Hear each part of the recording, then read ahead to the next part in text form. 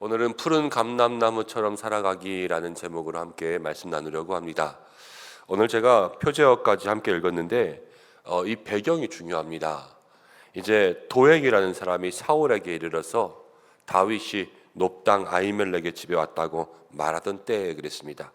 오늘 시편의 배경은 사무엘상 21장과 22장인데 이제 다윗이 사울을 피해서 도망하지 않습니까?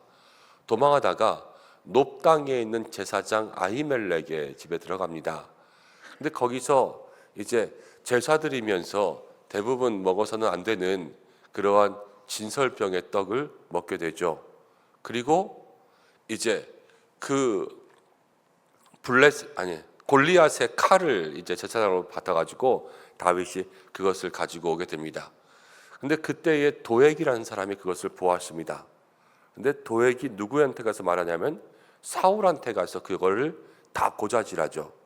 그래서 사울이 도액에게는 잘했다 그러면서 도액에게 어떤 권한을 주냐면 네가 가서 그 땅에 다윗을 도왔던 제사장들을 다 처리하라. 그리고 다윗을 또 죽이기 위해서 사람들을 이끌고 가게 됩니다. 그런데 이 도액이라는 사람이 가서 아히멜렉을 사실은 이렇게 뭐라 그럴까요?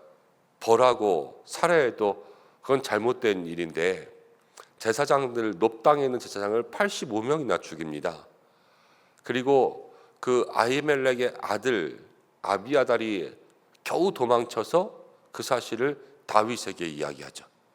다윗이 그걸 들었을 때에 지은 시편이 바로 이 시편입니다.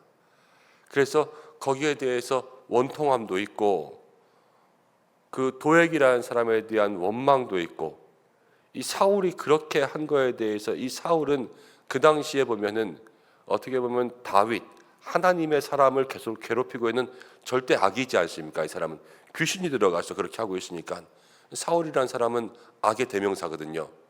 그 사울이 그렇게 한 거에 대한 모든 마음에 이루 말할 수 없는 그러한 분통함들이 있는 거죠. 이 다윗의 그러한 심정 가운데 지금 이 시가 쓰여진 거예요. 이 시는 상당히 분개하는 시죠. 가만히 읽다 보면 참을 수 없는 그런 내용들이 너무나도 많이 있어요. 그런데 1절에 이렇게 이야기하죠. 포악한 자요. 이 포악한 자는 도액을 얘기합니다. 그리고 사울이 되기도 하고요. 어찌하여 내가 악한 계획을 스스로 자랑하는가. 이 사울에게 가서 그것을 이야기해 주면 무슨 일이 일어날지 뻔히 알고요. 그 다음의 일들은 자기가 꾸며서 이제 사울에게 이야기하는 건데, 근데 그거를 이야기하면서도 이 부끄러운 줄 모르고 뻔뻔한 거죠. 사람은 이것을 한 사건을 보면 이 사건에 대해서 먼저 성도는요, 하나님께서 그를 어떻게 생각하실까 이거를 알고 있어야 되잖아요. 이거에 대해서 옳고 그름을 자기가 판단하는 것이 아니라 모든 옳고 그름의 기준은 하나님이 되셔야 되고, 그리고 사실 우리가 세상 사람도 안 그러잖아요. 이 객관적인 판단이 있어야 되는데 이 자기의 계획과 이 계획이 악한 것을 모르고 지금 사울이라는 권력자한테 붙어서 거기에서 이러쿵저러쿵 이야기해서 무엇인가 보상금을 챙기고 자기의 힘을 얻으려는 그 악한 찬스를 누리고 있는 거란 말이에요. 그러니까 이 악한 계획을 가지고 있는데 하나님은 그렇지 않다라는 것을 다윗은 지금 분개하면서 이야기하죠. 그 다음 2절 말씀에 내 혀가 심히 악한 꾀를 날카로운 삭도같이 간사를 행하는도다. 그러니까 말하는 게 다 간사한 거예요. 악이요, 악으로서 살아갈 수 있는 것은 그 악을 지지하는 사람이 있기 때문에 그렇거든요. 근데 악을 왜 지지하냐면 거기서 떨어지는 콩고물이 있으니까 그래요. 이 사람은 나빠요. 나쁜 사람이 이렇게 하면 안 되는 거예요. 그런데 그것을 알면서도 그 옆에 가서 그냥 가만히 있는 사람이 있으니까 그 사람은 그게 맞는 줄 아는 거예요. 근데 왜 그걸 가만히 있냐? 그 무리에서 떨어지기도 싫고 또 이렇게 하고 있으면 거기에서 떨어지는 뭔가가 있고 그냥 그 말 한마디만 하고 참고 있으면 좋으니까 이렇게 여러 가지들을 생각해 보면서 종합해 보니까는 그냥 참고 있자. 이렇게 그냥 내 스스로 판단하게 되는 거죠. 그러나 그렇게 해주는 것 자체가 간사한 게 되는 거예요. 그러면서 삭도같이, 이 삭도라는 것은 다 자르는 날카로운 거 아닙니까? 무엇인가 남을 상처 주게 되는 거죠. 그런데 가만히 자기 속을 생각해 봐야 되는 게 3절 보면 내가 선보다 악을 사랑하는 거예요. 참고 있는 것도 악을 사랑하는 거고 의를 말함보다 거짓을 사랑하는 거고 4절에 간사한 혀는 너를 해치는 모든 말을 좋아하는도다. 이 간사한 혀가 남만 해치는 것 같지만 나중에는 나를 해친다라는 게 왜냐하면 그 모든 것들을 가만히 참고 또 때로는 간사한 혀로 이렇게 저렇게 말을 전하고 지금 이 놉당의 아히멜렉 제사장에게 해가 되고 다윗에게 해가 되는 그런 일들을 굳이 가서 자기의 이익을 위해서 하는 거 아니에요. 그러니까 이런 말 때문에 5절 말씀 가운데 보면 하나님이 너를 멸하실 것이다 이렇게 얘기하고 있어요. 하나님이 너를 멸하실 것이다. 지금은 무엇인가 잘 되는 것 같지만 결코 자랑할 것이 없고 하나님께서 저를 멸하시는 것. 그리고 의인이 6절 말씀을 보면 의인이 보고 두려워하며 또 그를 비웃어 말하기를 나중에 이 사람은 하나님을 자기 힘으로 삼지 않느냐고 오직 자기의 재물의 풍부함을 의지하여 자기의 악으로 스스로 든든하게 하던 자로다 하리로다. 그러니까 자기의 악을 가지고 스스로 든든하게 하던 자라 이렇게 이야기하는 거죠. 여러분 우리가 세상 살아가면서 우리의 제가 오늘 시편 묵상하다가 아까 기도의 제목을 드린 건데 우리의 마음을 수술받아야 될 때가 참 많이 있습니다. 이 늘 검사하지 않으면 우리가 몸속에 뭐가 있는지 염증이 있는지 암세포가 있는지 모르고 살잖아요. 근데 검사를 해야지만 그걸 알고 나면 수술을 하지 않습니까? 근데 그냥 살다 보면 내 마음의 구분지 지금 내 마음이 이익을 따라 행하는지 내 마음이 간사한지 내 마음이 누구랑 같이 붙어 먹고서 살고 있는지 이런 것들을 몰라요.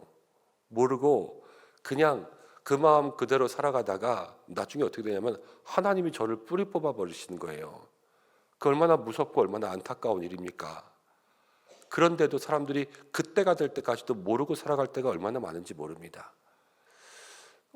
내 마음이 정말 주님 앞에서 간사한가 어떤가 악을 행하고 있는가 이런 것들을 우리가 주님 앞에 묻고 또 기도하고 또 그래서 우리의 마음이 주님 앞에 수술받을 수 있도록 그렇게 기도해야 될 줄로 믿습니다. 근데 가장 큰 문제는 뭐냐면요. 그 사람들은 그렇게 행하는 사람들이 있다면 그 문제는 그 사람들은 말씀을 듣고도 이 말씀이 자기 말을 하는지도 몰라요. 그게 제일 큰 문제예요. 자기 얘기를 하는지도 모르고 그냥 늘 끼리끼리 같이 붙어서 이 말하고 저 말하고 그러면서 살아가는 사람들이 얼마나 안타까운지 몰라요. 다윗도 지금 도액과 사울을 보면서 똑같은 걸 느끼고 있는 거예요. 그런데 다윗이 어떻게 하는지 아세요? 8절 말씀 가운데 보면 이렇게 얘기하죠. 그러나 나는 하나님의 집에 있는 푸른 감람나무 같으며 하나님의 인자하심을 영원히 의지하리로다. 우리는 다윗을 좀 본받아야 되는데요. 때로는 어떤 사람들은 이 사울처럼 도액처럼 살아갈 때가 있습니다. 그런데 나는 사울은 아니지 도액은 아니지 이렇게 이야기하잖아요. 그럼 맞아요. 우리는 사울도 아니고 도액도 아닐 수 있는데 그런데 그럼에도 불구하고 저 사울, 저 도액 그러면서 우리도 똑같이 손가락질하고 또 우리도 그 사람들에 대한 비방과 비난과 판단과 정죄를 하면서 그러한 의견들을 옮기고 그러한 말들을 옮길 때가 있어요. 그럼 그 순간 우리도 똑같이 도액되는 거예요. 그런데 오늘 뭐라 그러는지 아세요? 다윗은요 하나님 앞에만 나아가서 그러나 나는 푸른 감람나무처럼 살겠다 이러는 거예요. 도액이 나빠 죽겠어요. 지금 이 사울처럼 나쁜 놈이 없어요. 그러나 다윗은 그러한 모든 것까지도 자기가 그 마음속에서 기도로 바꾸고 하나님 앞에서 자기의 삶을 바꿔가는 거예요. 그리고 그것들을 배우고 또 그것들을 통하여서 다시 한번 자기는 자기의 마음을 단련하고 자기의 마음을 돌아보고 자기의 입술은 꾹 닫고 사람들 앞에 다윗을 따르던 자만 이때 몇 명인지 몰라요. 다윗이 돌봐주는 사람만 몇 명인지 모르고 이 사람들에게 다 찾아가서 앞으로 도액 잡아오면 내가 돈 줄게, 상금 줄게, 이 사람만 한번 잡아와라, 내가 그냥 아주 사지를 박살내버릴 테니까, 이렇게 말하지 않잖아요. 자기를 보는 거예요. 나는 푸른 감람나무처럼 살겠다. 누구를 보든지 간에 성도는 자기의 모습 속에서 깨닫고 배우고 나를 수술하는 거죠. 우리는 남을 수술할 수 없어요. 그냥 기도할 뿐이지. 그 사람을 수술하는 건 하나님이 하시는 거지. 우리가 할 수 있는 건 하나님 나를 고쳐주옵소서 이러는 거 아니겠습니까? 그거를 왜 나에 대한 기도의 제목은 안 삼고 늘 남의 기도의 제목만 삼아요? 여러분, 그것을 마음속에 좀 기도하고 늘 들을 귀를 열고 살 수 있는 우리가 되었으면 좋겠습니다. 그래서 푸른 감람나무처럼, 이 감람나무라는 것은 이스라엘을 얘기하는 건데 그 기름을 내고 또 남을 이롭게 하고 유익하게 하는 그러한 나무를 빗대어 이야기할 때가 많거든요. 나는 그렇게 살겠다. 악한 사람들 앞에서도 원래 눈에는 눈, 이에는 이 아닙니까? 한 대 맞으면 두 대는 때려줘야 직성이 풀리고, 네가 나한테 욕하면 네가 그랬어? 나는 못할 줄 알아? 이게 사실은 모든 사람들이 하는 방법인데, 그러나 그 사울의 진짜 악함과 이 도에게 더러운 앞에서 다윗은 그러나 자기를 돌보는 거예요. 오늘 우리에게 이러한 믿음이 있기를 간절히 소망합니다. 그래서 무슨 일이 있어도 어떤 일이 있어도 여러분, 남의 것이 아니라 나를 돌봐서 나 혼자 먼저 푸른 감람나무처럼 사면 돼요. 오늘 이 자리 새벽에 나오신 분들이 여러분, 오늘의 얘기가 이렇게 얘기하다 보니까 중간중간에 조금 센 얘기도 나오고 그러기는 했지만, 여러분들 들으라고 하는 얘기 아니라 그냥 오늘 우리는 나는 푸른 감람나무처럼 이렇게 살면 된다. 그러니까 늘 모든 일들은 나부터 시작하면 되잖아요. 남 볼 거 없이, 남 말할 거 없이 내가 먼저 푸른 감람나무 돼야지, 이러한 마음 가지고 살며, 다윗이 9절 말씀 가운데 뭐라 그래요? 주께서 일을 행하신다는 것은 악을 뿌리 뽑는 건 주님이 하시는 거예요. 그러니까 나는 감사하고 내가 영원히 주님을 사모하며 살겠다, 이러한 마음을 가지고 고백하죠. 이러한 믿음이 우리 가운데 있기를 주님의 이름으로 간절히 소망합니다. 함께 기도하겠습니다. 하나님 아버지, 우리가 세상 살아가보면 때로는 사울 같은 사람 많고 도액 같은 사람 참 많습니다.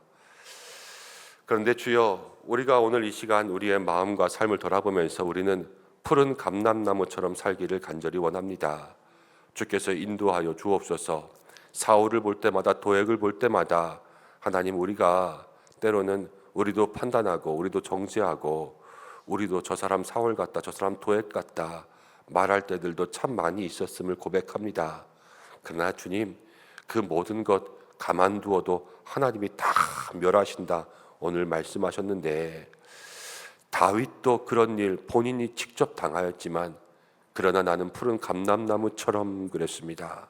하나님, 우리도 다윗의 이 모습 본받게 하여 주시고, 어쩌면 이 모습이 예수님의 모습 아닙니까? 모든 것 다 주님께 맡기고 십자가를 묵묵히 지시고 순종하시고, 저들이 하는 죄를 저들이 알지 못합니다, 용서하여 주옵소서 기도하였던 주님의 모습처럼, 그러나 나는 나의 믿음의 모습 잘 지켜서 하나님 앞에 칭찬받는 믿음의 종, 또 끝까지 주님을 사모할 수 있는 믿음의 길을 갈 수 있도록 인도하여 주시옵소서. 오늘 사랑하는 모든 성도들 이 새벽에 나와 기도합니다.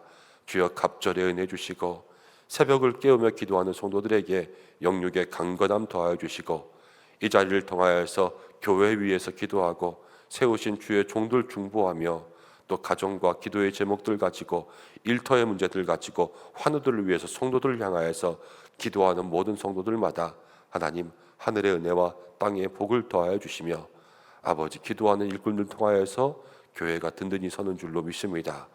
주여, 기름 부어 주시옵소서. 특별히 항존직 선거 준비합니다. 주께서 한 사람 한 사람 후보자들로 세우실 때마다 믿음의 순종도 있게 하여 주시고, 또 하나님 기도로 준비하는 귀한 역사가 시작될 수 있도록 도와주시고, 저희들 모두도 함께 기도하여 은혜로운 시간들로 이끌어갈 수 있도록 역사하여 주시옵소서. 오늘도 특별히 환우분들 기억하시고 우리의 가정과 일터 가운데 함께 하시며 모든 가지고 나온 기도의 제목들 주께서 들으시고 응답하시는 시간 되기로 나오며 이 나라와 민족을 주께서 불쌍히 여기시며 온 열방 선교지 가운데 함께하여 주옵소서. 예수님의 이름으로 기도드립니다. 아멘.